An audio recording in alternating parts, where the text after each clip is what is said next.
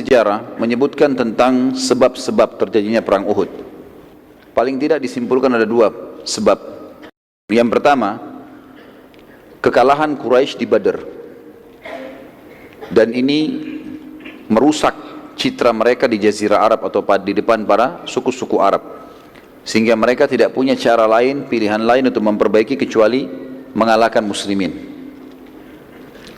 Dan ini juga tergambarkan dari sumpahnya Abu Sufyan yang pada saat itu setelah meninggalnya tokoh-tokoh Quraisy di Badr hampir semuanya dan tinggal dua orang, kita sudah jelaskan sebelumnya, Abu Sufyan dan Abu Lahab, dan Abu Lahab pun sudah meninggal, sehingga tertinggal Abu Sufyan sendiri di Mekah pada saat itu. Tentu belum masuk Islam, karena masuk Islamnya di masa pembebasan kota Mekah atau pembukaan kota Mekah.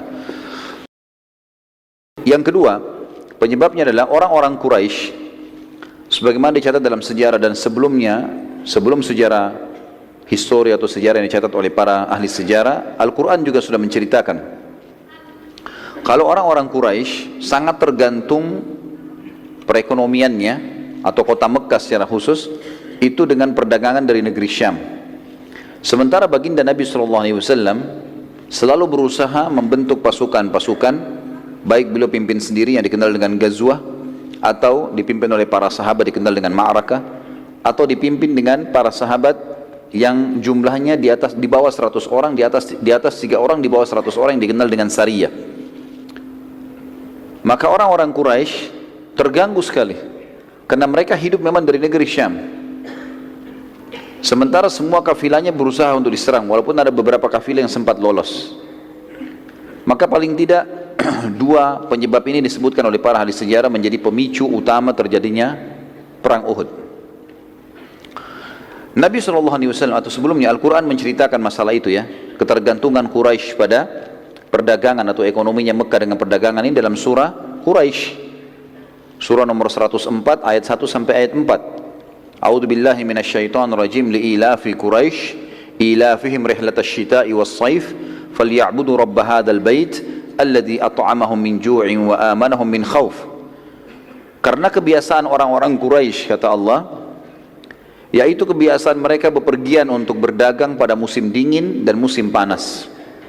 Kata ulama tafsir, musim panas mereka ke negeri Syam dan musim dingin mereka ke negeri Yaman untuk berdagang. Tapi kebanyakan mereka di musim dingin di Yaman mereka hanya pergi untuk rekreasi, sementara musim panas ke negeri Syam mereka berdagang.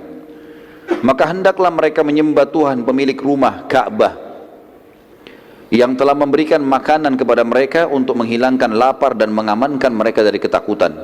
Saksi bahasan kita firman Allah, rihlatash shita'i was-shaif. Akhirnya Quraisy karena selalu menemukan kafilahnya dihadang, dan pernah saya kasih gambaran ikhwas sekalian, kalau Jazirah Arab di wilayah utaranya Jazirah Arab bagian atasnya itu negeri Syam, dan posisi Mekah itu kalau mau ke negeri Syam harus lewati Madinah, Madinah di atasnya. Jadi Madinah itu di utara Mekah. Habis Madinah baru keburu negeri Syam. Jadi mereka mau tidak mau harus lewat jalur itu, nggak ada jalur lain. Waktu itu mereka belum punya jalur lain. Apalagi mereka harus lewat darat. Maka yang terjadi teman-teman sekalian, mereka sekarang merasa terganggu, selalu dihadang. Kemudian mereka juga sudah kalah di perang Badar. Jadi tambah takut. Sekarang bagaimana caranya? Mereka ubah jalurnya. Terakhir percobaan mereka adalah mereka melalui wilayah namanya Dzatu Irq. Dzatu Irq ini adalah jalur dari Mekah mutar ke dekat Jeddah, mutar sampai ke dekat wilayah Najd, wilayah Irak. Jauh sekali. Baru masuk ke negeri Syam untuk menghindari Madinah saja. Jadi di sini misalnya mereka ke negeri Syam itu perjalanan sebulan, ini bisa 2-3 bulan baru sampai. Tapi mereka coba lakukan itu. Ternyata baginda Nabi SAW dengar ada kafilah mereka keluar menuju ke sana. Maka beliau membentuk Sariyah. Saya sudah bilang tadi Sariyah bagaimana jumlahnya?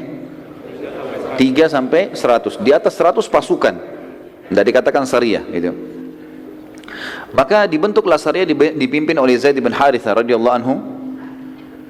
Dan sementara pada saat itu orang-orang Quraisy sama sekali tidak sangka, sama sekali tidak menyangka. Ternyata Sariyahnya Zaid bin Harithah berhasil menghadang kafilah sebelum tiba di negeri Syam. dan akhirnya mengambil semua yang ada di dalam kafilah tersebut, membawa ke Madinah. Abu Sufyan yang memimpin Mekah pada saat itu bersama dengan orang-orang Quraisy tidak pernah menyangka terjadi penyerangan ini, dan karena jalur ini pun jalur alternatif yang sudah sangat jauh diketahui muslimin, maka mereka akhirnya putus asa. Abu Sufyan akhirnya tidak ada jalan lain kecuali memotivasi masyarakat Mekah, kita harus selesaikan urusannya Madinah nih. Kalau enggak habis semua ini, ekonomi enggak bisa. Citra kita sudah rusak karena kalah. Harus kita kalahin. Motivasi sana sini terus menerus. Puncaknya adalah pada saat Abu Sufyan menyurati suku Ghatafan. Dan suku Ghatafan kita sudah sebutkan tadi diserang oleh Nabi SAW, tetapi mereka tidak bisa atau mereka tidak melawan dan mereka sembunyi di atas gunung, walaupun mereka punya 10.000 personel kuda, semuanya siap perang. Suku Ghatafan waktu itu menyumbang personel perang banyak sekali. Sepertiga dari pasukan Quraisy, pasukan menyerang di Uhud nanti, itu dari Ghatafan. Jadi 1.000 orang mereka.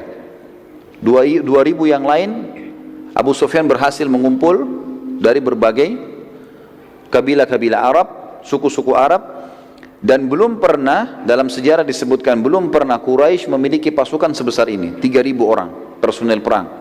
Selama ini 1.000 itu sangat luar biasa. 1.000 itu waktu menyerang Badr itu sudah dianggap pasukan intinya Quraisy, itu pun kalah. Teman-teman sekalian, pasukan ini akhirnya menuju ke Madinah. Dan yang terjadi, Nabi SAW mendengarkan kejadian tersebut. Perlu saya gambarkan sedikit teman-teman sekalian. Madinah, sebenarnya sekarang Uhud itu masuk wilayah Madinah ya, masuk wilayah haram maksud saya, wilayah haram. Di zaman Nabi SAW waktu masih hidup, Uhud itu di luar gerbangnya Madinah. Jadi dulu ada temboknya Madinah, itu ada pintu gerbangnya. Uhud itu di luarnya pintu gerbang itu. Jadi kalau muslimin mau ke Uhud, maka mereka keluar dari pintu gerbang Madinah baru mereka ke Uhud itu. Pasukan Quraisy, teman-teman sekalian, mau menuju ke Madinah, ingin menaklukkan Madinah. Pintu gerbang Madinah yang paling dekat untuk bisa menembusnya adalah Uhud. Padahal gunung Uhud itu ada di luar tembok Madinah. Makanya dikatakan perang Uhud karena pasukan sampai ke lokasi itu, dan itu sudah pintu gerbang Madinah, dan gunung ini pun sangat dekat. Pada saat itu teman-teman sekalian, Nabi SAW segera mengumpulkan sahabat, diskusi apa jalan keluarnya nih, permasalahannya apa. Mayoritas sahabat berpikir untuk keluar melawan Quraisy. Ya Rasulullah, sebelum mereka tiba di Madinah, kita keluar, hadapin dimanapun ketemu, seperti kita hadapi di Badr. Termasuk pada saat itu yang paling ngotot adalah paman beliau Hamzah radhiyallahu anhu. Semangat para sahabat ini muncul teman-teman sekalian karena mereka sudah melihat kemenangan di Badr. Jumlah lebih sedikit, tapi akhirnya jadi besar, bisa menang. Dan saya sudah sebutkan teman-teman sekalian, perang Badr Allah Azza wa Jal, Allah yang maha tinggi dan maha kuat telah mengaturnya supaya setelah Badr muslimin sudah tidak pernah takut lagi berperang, gitu kan. Ya sudah kita jelaskan panjang lebar masalah itu. Seorang sahabat dari Ansar yang bernama Anas bin Nadhr radhiyallahu anhu, yang kebetulan waktu itu tidak sempat hadir di perang Badr, ia mengatakan, dia berkata pada saat itu, waktu dengar Nabi SAW menyampaikan Quraisy akan menyerang, dia mengatakan, peperangan pertama Nabi SAW di Badr, aku tidak hadir. Demi Allah, bila setelah hari ini, maksudnya setelah kejadian Badr, ada pertempuran lagi yang dipimpin oleh Nabi SAW melawan Quraisy, maka aku akan melakukan apapun yang membuat Allah Azza wa Jalla ridha, terima.